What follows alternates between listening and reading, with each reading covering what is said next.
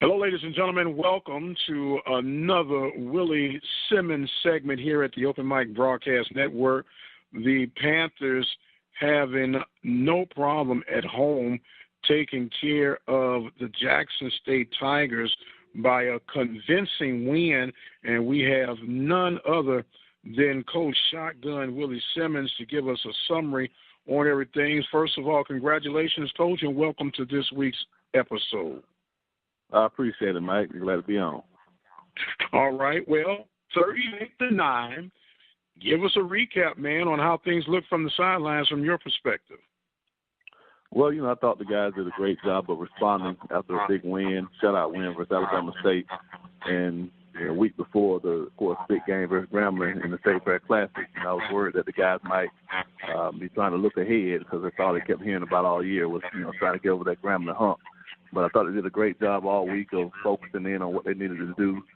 We had 4 really good days of practice, some great film study, some preparation for Jackson State. And I thought the guys came out and played an excellent football game, in all 3 phases. So for the second week in a row, we played a complete game, and that's what we want to see. So, again, proud of their effort, proud of their execution. Still a couple of areas to improve upon, but, again, can't come away with too many negatives from a 38-9 victory. Absolutely. McCullough's showing that dual threat attack, being efficient in the air and then letting his legs do some work for him. How do you assess his play for this past week?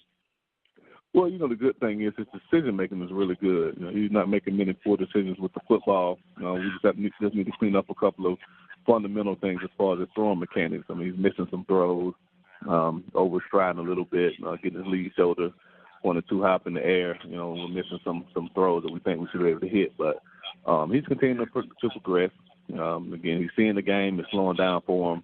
Our sack numbers went way down. We only had 1 sack, which could have been avoided. But, again, did a really good job in protecting the football until just a silly turnover late in the game by a backup quarterback, Nico Hollins, just trying to give the guy a chance where he should have been somewhere else with the football. But we're playing really good ball as far as protecting the football, still converting third downs at a high rate, being able to run the football. So we can continue to do that on the offensive side.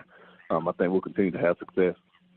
Well, the success has definitely not been a secret, and you may have found a new Mr. Biggs, and that in the play of Mr. Hardy, another big explosive play from him. How do you assess his placement, man, and how do you find these guys, man? Well, again, I guess you can call him Mr. Optimistic. He's every time he gets in, the ball just seems to find him in clutch situations. So he's doing a phenomenal job for us of attacking the football in the air. He's made 2 really big plays for us in consecutive weeks, 61-yard touchdown against Alabama State, and then the 71-yard touchdown, I think, the other day against Jackson. So, again, he's continuing to play at a very high level, and, again, we'll need those receivers to continue to step up and play well for us as we get into the thick of our conference race. Absolutely. Panthers right now leading the West, and you got what some would consider the Judgment Day game coming up, and I know it's going to be a chaotic circus for you guys. Just for the listener who might not be as on top of it, what does this week leading to the Grambling game start for you, and what all it consists of? Well, today I'll leave this evening with Dwayne Lewis and our athletic director, Zaster Robinson, and we'll head to Dallas. And tomorrow we'll have 2 radio shows early in the morning. Grambling's head coach and I. Then we'll have a press conference up in Dallas, and then we'll return. So I return late tomorrow night for practice. But Monday's all about the press conference, and then there's a banquet that Friday up in Dallas for the Dallas alumni chapter. So a lot surrounding the game. But again, it is a huge game for us. It will give us a chance to stay atop the Western Division, which, of course, is our goal this year, to win the West and win the SWAC. So it's a huge game for us to try to achieve all of our goals. Absolutely. The Panthers and the Tigers will get together at the State Fair Classic, the 94th edition of the State Fair Classic between the Grambling State Tigers and the Prairie View A&M University Panthers. Now, I know, Coach, that you played ball at Clemson and the Citadel and everything, and the big rivals. And what type of atmosphere and how does it compare to what you've played under as a coach, as a ball player and even as a coach when you get to this week in your schedule? Well, I think it's second to none. Again, the Cotton Bowl is one of the most storied venues in all of college football, and to have two historic programs such as Prairie and Grambling playing in that game annually has really become a rite of passage and a pastime for the city of Dallas. They do a ton of great things as far as events leading up to the game, a lot of community service projects, things that enhance both universities. And Dallas is a huge recruiting base for both schools, so it does a ton for the universities as a whole. But as far as the fan base, the following, the atmosphere, again, it's in the middle of the fair, largest fairs in the world. And, again, there'll be close to 60,000 people in there screaming, hopefully more purple than Grambling gold, rather. But, again, it's going to be an electric environment, and anyone who has a chance to come out, you're definitely gonna see a treat. Absolutely. The Panthers and the Tigers doing battle in this week's, I'm going to have to say, game of the week by far throughout the conference of the Southwestern Athletic Conference, as the Panthers will try to get one up on the Grambling State Tigers. They kind of struggled against Clark Atlanta, finally got some things together, but sometimes those games are so hard to gauge and everything. But I know you got your work cut out for you, Coach, and I know it's all work and staying on the grind as you guys, I know you got to make these presents, but I know you're hating to miss it with the X and O's and the preparation for this week. Well, it's part of it. I have a great coaching staff that I trust in my absence. They're busy game planning right now, as I will be as soon as I get off the phone. But, again, I trust those guys to put together a game plan. The defensive staff has done a phenomenal job the past few weeks, and I don't expect anything different from them.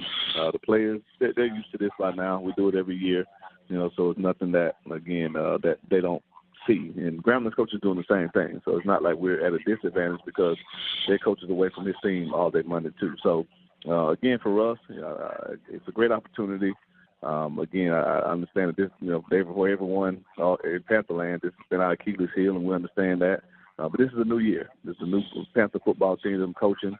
We're playing some of our best ball right now at the right time.